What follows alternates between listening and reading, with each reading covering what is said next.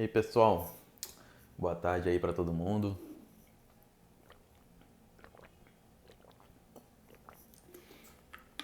Esperar a galera entrar aí. E vamos iniciar então nossa segunda live. Mais uma vez aí respondendo as caixinhas de pergunta. Então, vamos fazer essa interação. A galera que entrar e quiser mandar dúvida também, pode ficar à vontade que a gente vai trocando essa ideia. A gente vai conversando, beleza? Então, deixa eu começar aqui. Deixa eu pegar a primeira dúvida. Temos bastante dúvidas hoje lá da caixinha, então vamos começar pela primeira aqui. Então, deixa eu botar na tela e vamos lá. O consumo excessivo de café é muito ruim? A partir do momento que a gente fala de um consumo excessivo, independente da substância que seja, a gente já entende que é um consumo ruim.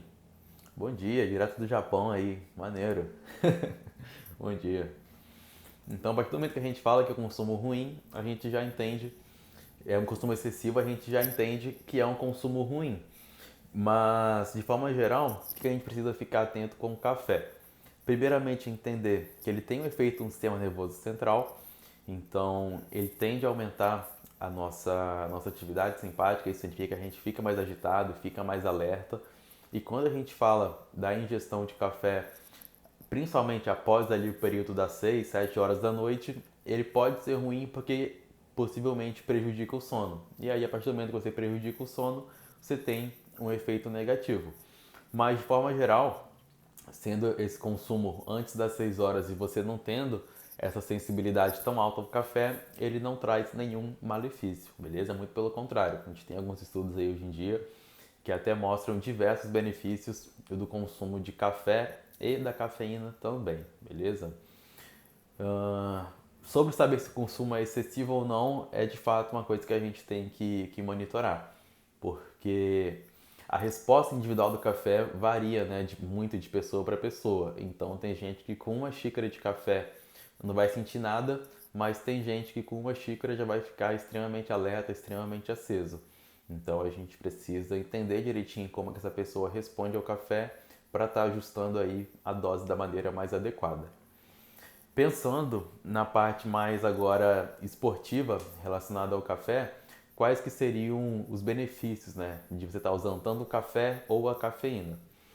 Bom, a gente tem principalmente a diminuição da percepção de esforço, então a pessoa consegue fazer um pouco mais de esforço durante o exercício, e aumenta também um pouco o gasto energético. Então, para as pessoas que estão aí no processo de emagrecimento, de definição, o café, a cafeína pode ser aí a cereja do bolo para estar ajudando tanto a pessoa a treinar mais e também aumentar o gasto energético dela durante o exercício.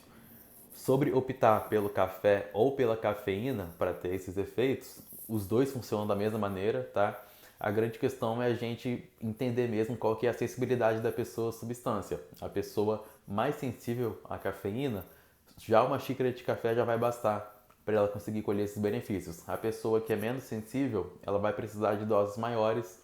E aí, caso a pessoa não consiga tomar um volume muito grande de café, faz mais sentido utilizar a cafeína em cápsula para estar otimizando esses efeitos, beleza? Vamos lá, vi que uma galera entrou aí, a galera que quiser perguntar também, fica à vontade, senão eu vou respondendo as perguntas da caixinha, beleza? Meu olho tá coçando aqui, mas acontece. Vamos lá, deixa eu ver a próxima pergunta aqui. Frequência semanal de cardio em cutting. Vamos lá, contextualizando primeiro para quem não sabe, o cutting é o processo de definição muscular, então é a fase onde a gente prioriza perder gordura e faz ali o máximo possível de manutenção da massa muscular. Não existe uma frequência fixa. Normalmente o que a gente faz é estipular metas de cardio em números mesmo. Então, por exemplo, a gente estipula que a pessoa tem que fazer 2, 3, 4 horas de cardio na semana. E aí a pessoa encaixa aquilo da maneira que for mais conveniente na rotina dela. E a gente vai avaliando, né? Vai acompanhando semanalmente para ver se a pessoa está perdendo peso e se ela está de fato, né, diminuindo gordura e não massa muscular. E aí, a partir dessa resposta, a gente vai fazendo os ajustes, tanto no planejamento de dieta e no planejamento de treino para conseguir aí é atingir esse objetivo de perder o máximo de massa, o máximo de gordura, preservando a massa muscular. Uma coisa muito importante é controlar a intensidade do cardio. Então não basta você se guiar pelo tempo. A intensidade também é muito importante. Então, uma das maneiras mais fáceis aí de estar controlando a intensidade é através da frequência cardíaca. E de modo geral, o que seria uma boa frequência cardíaca? Cerca de 120 a 160 batimentos por minuto. Isso corresponde a uma frequência cardíaca que de fato a pessoa vai estar fazendo algum esforço. Então, fazer cardio, pensando em processo de definição, até mesmo a fase de hipertrofia, não é simplesmente se fazer um passeio no parque ou uma caminhada mais acelerada. Você precisa sim gerar algum esforço. E aí, para monitorar isso, a frequência cardíaca é um parâmetro muito bom. Então, se você está fazendo cardio, está dentro ali da frequência proposta, você sabe que você está conseguindo ali entregar o estímulo esperado para esse objetivo.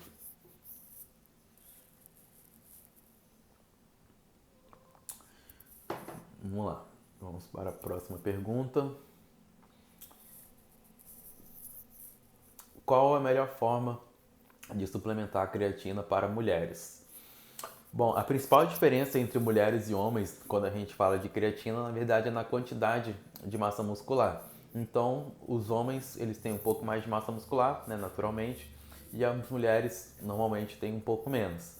Então, a creatina, o que acontece? Ela vai entrar dentro do músculo e aumentar os estoques de energia, e isso permite que a pessoa se exercite numa intensidade maior por mais tempo. Então, normalmente esse ajuste ele é feito pela quantidade de massa muscular que a pessoa tem, tá? Ou pode ser feito também pelo peso corporal. Então, de modo geral, uma recomendação geral seria, por exemplo, para mulheres, utilizar cerca de 3 gramas de creatina, já seria uma quantidade interessante para tá aumentando os estoques intramusculares de creatina, e para homens, cerca de 5 gramas de creatina. Entretanto, se a gente fala de uma pessoa com uma grande quantidade de massa muscular, o cara tem 90, 100 quilos, essa pessoa pode se beneficiar de quantidades maiores. Então a gente pode chegar aí até 10 gramas de creatina por dia, que não vai ter nenhum prejuízo, tá? A creatina é um suplemento que gera muita dúvida ainda no pessoal, e o pessoal ainda tem muito medo de estar fazendo suplementação. Mas a creatina é o suplemento é um dos suplementos mais estudados e certamente é o mais seguro que existe. Então aquela história de causar prejuízo renal, prejuízo hepático, isso não acontece. Essa história começou porque inicialmente, né, começaram a estudar a creatina nos ratos. Só que os ratos não conseguem metabolizar a creatina. Então, de fato, se eles não conseguem metabolizar, aquela creatina vai acumular no fígado, nos rins, no cérebro e vai trazer uma série de efeitos colaterais. Mas nos humanos a gente já tem estudos aí utilizando até 30 gramas por dia de creatina, então seria 10 vezes mais do que aquela dose de 3 gramas que eu falei, e não mostra nenhum efeito colateral. Então a creatina a gente pode usar aí tranquilamente por longos períodos sem se preocupar em colher nenhum colateral. Sobre o melhor horário de tomar a creatina, é importante que seja após alguma refeição. Sendo após alguma refeição, a gente sabe ali que tem um melhor aproveitamento do músculo em relação à absorção. Então a gente consegue captar mais a creatina quando ela é utilizada após alguma refeição. Então não obrigatoriamente precisa ser próximo ao treino, mas sim próximo a alguma refeição, tá? E preferencialmente uma refeição completa, com carboidratos e proteínas, visando otimizar aí essa absorção pelo tecido muscular.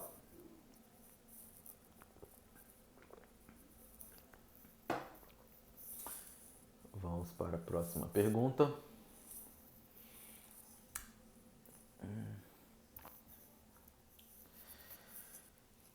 Qual o percentual de gordura indicado para iniciar um cutting e um bulking? Então vamos lá.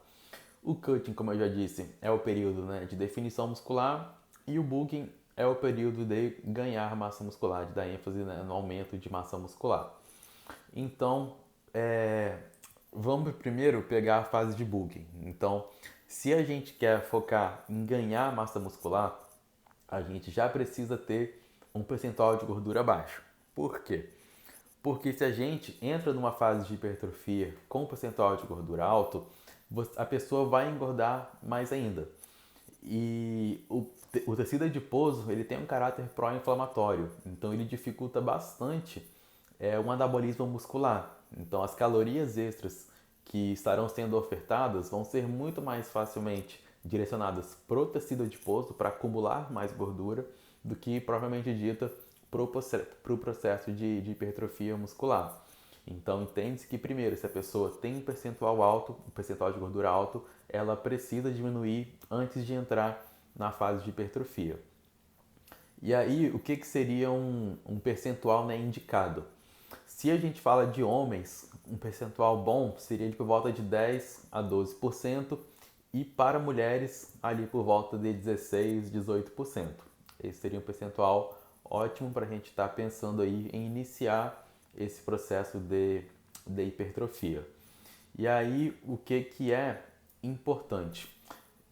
Além de fazer a avaliação física, né, caso a pessoa não tenha essa possibilidade, ela precisa analisar o seguinte: vamos supor que, né, que agora você entre na fase de hipertrofia.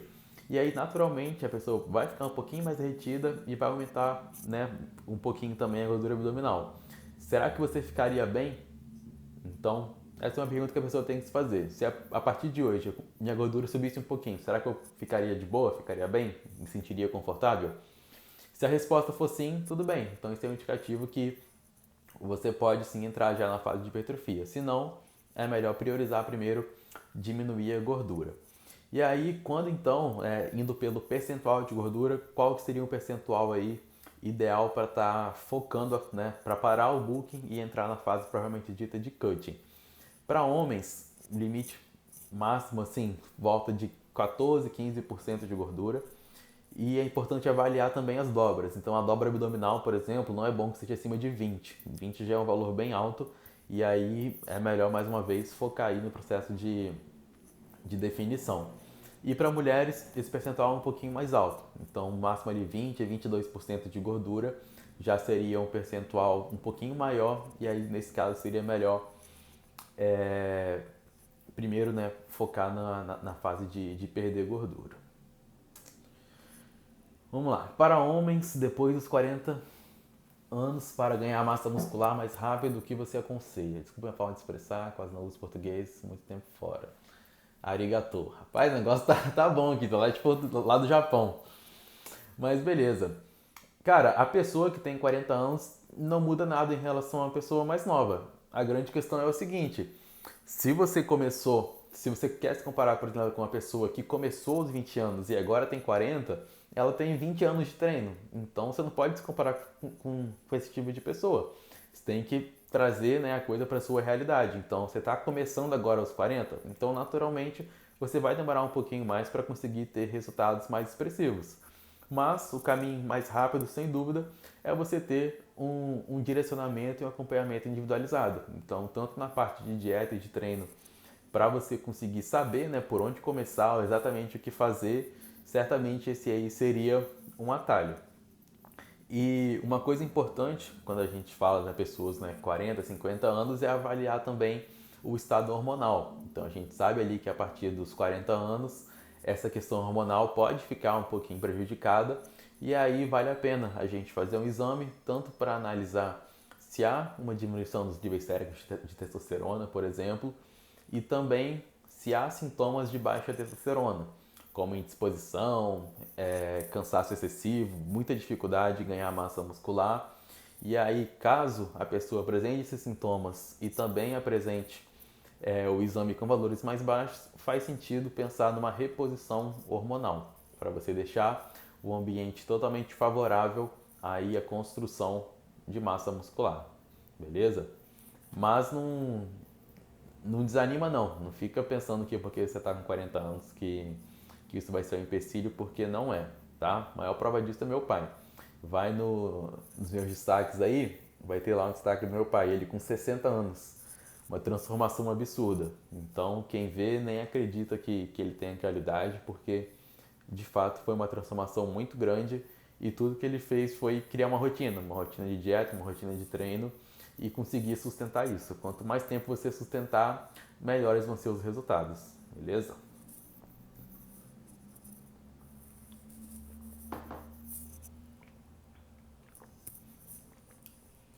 Vamos para a próxima pergunta. Lembrando que quem quiser perguntar aí pode ficar à vontade também. Vamos lá. Suplemento realmente é necessário? Bom, existem algumas questões que a gente precisa pontuar aí.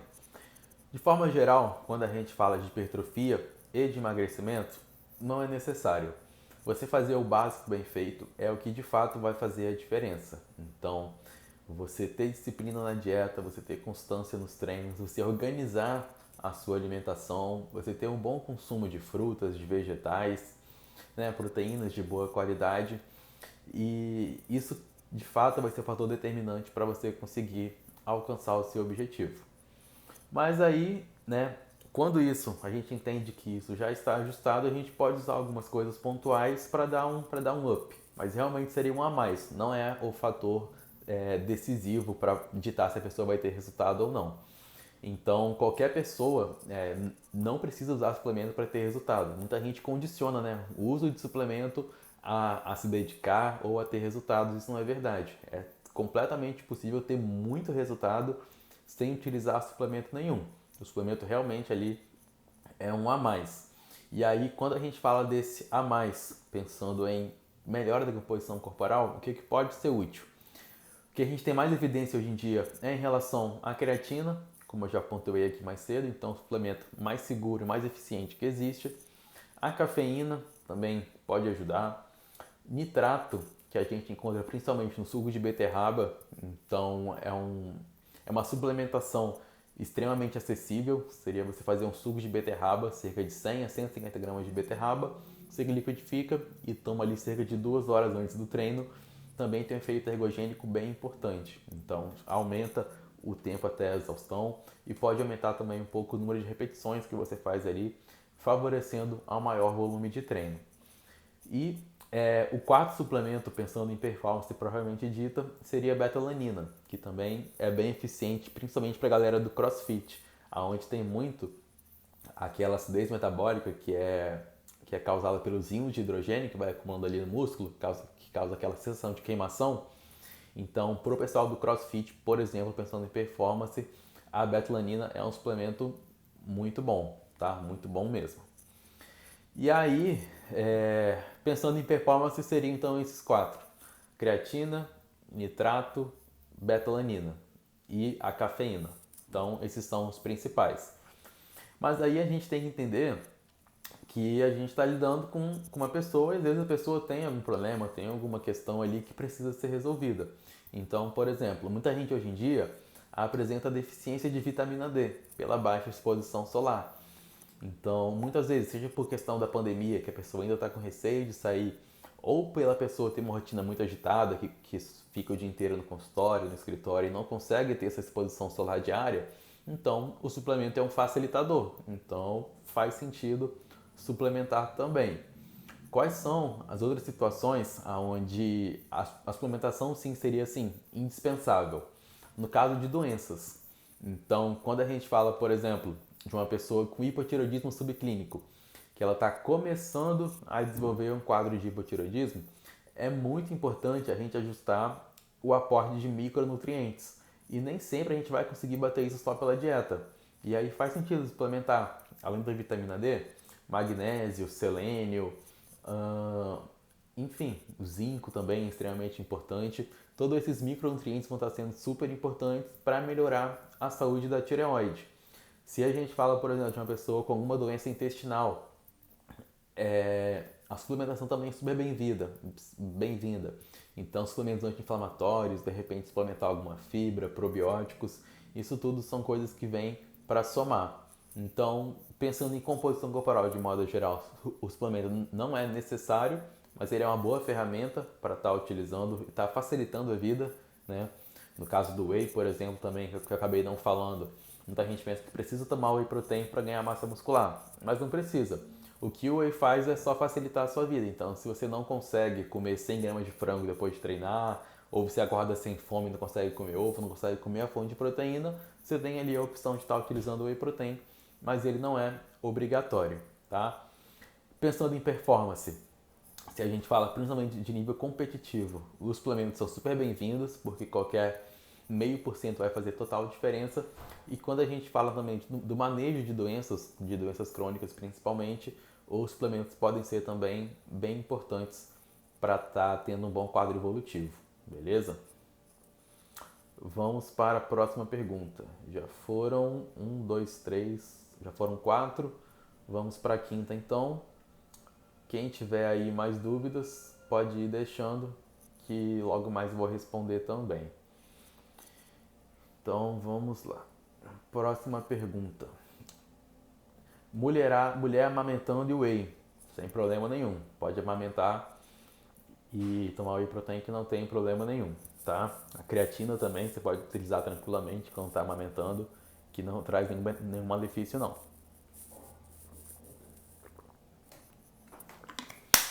Vamos lá. O quanto a genética influencia nos resultados? Bom, a genética, ela não influencia se você vai ter ou não um resultado. Se você fizer ali a atividade, fazer a alimentação tudo certinho, você vai ter o resultado sim. O que a genética influencia é a magnitude desse resultado. Então, provavelmente aí todo mundo tem algum amigo, algum conhecido que faz uma dieta nas coxas, que vai treinar mais ou menos e mesmo assim tem um resultado muito bom. Isso é por quê? É justamente por fatores genéticos. Então, são fatores endógenos ali da pessoa que favorecem muito a ela ter essa facilidade de ganhar massa muscular ou naturalmente ter um percentual de gordura mais baixo. Mas basicamente é isso. A genética ela vai influenciar na magnitude, mas não vai ditar se você vai ter ou não resultados.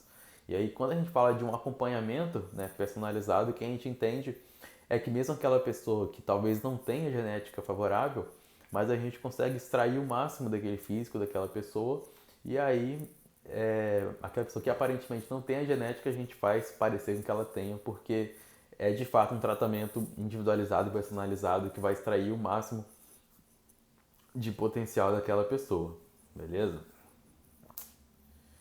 Vamos lá para a próxima.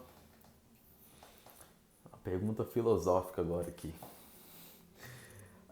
As maiores alegrias e tristezas de ser um nutricionista. Cara, eu acho que a maior alegria é a capacidade que a gente tem, né, de influenciar na vida das pessoas.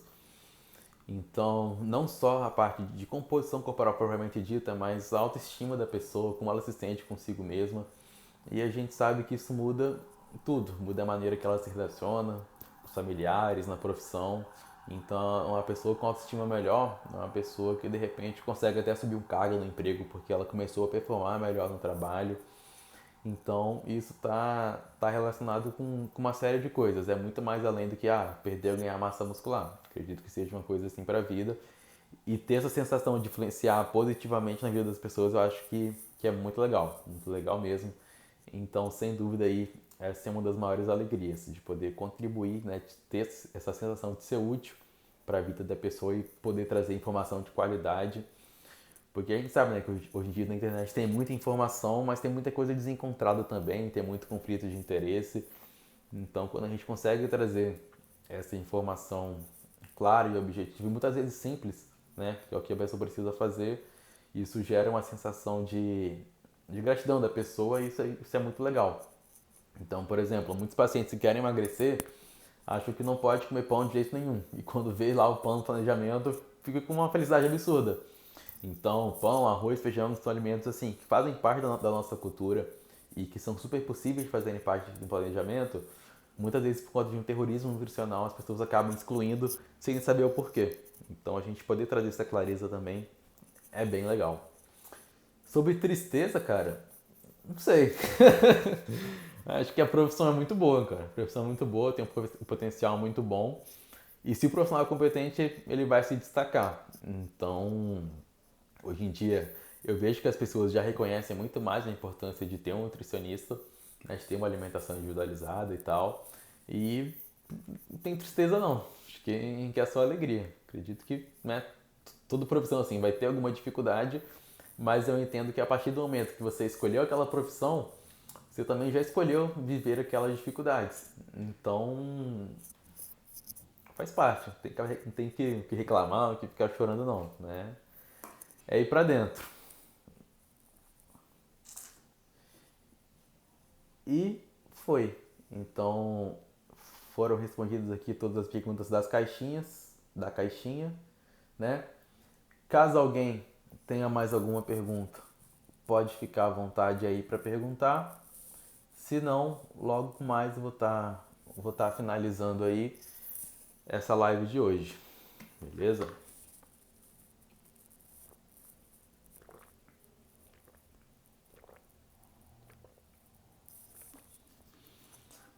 Vamos lá, mais 30 segundos para alguém perguntar alguma coisa, senão eu vou terminar.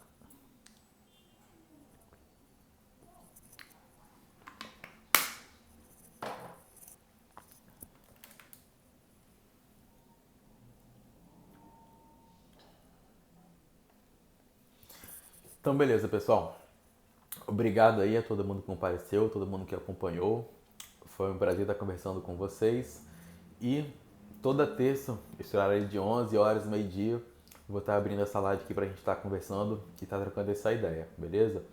Vou deixar a live salva aí. E quem quiser trocar ideia, quem quiser, enfim, perguntar alguma coisa aí, pode ficar à vontade também para me chamar no direct, tá bom? Prazerzão aí e valeu. Até a próxima.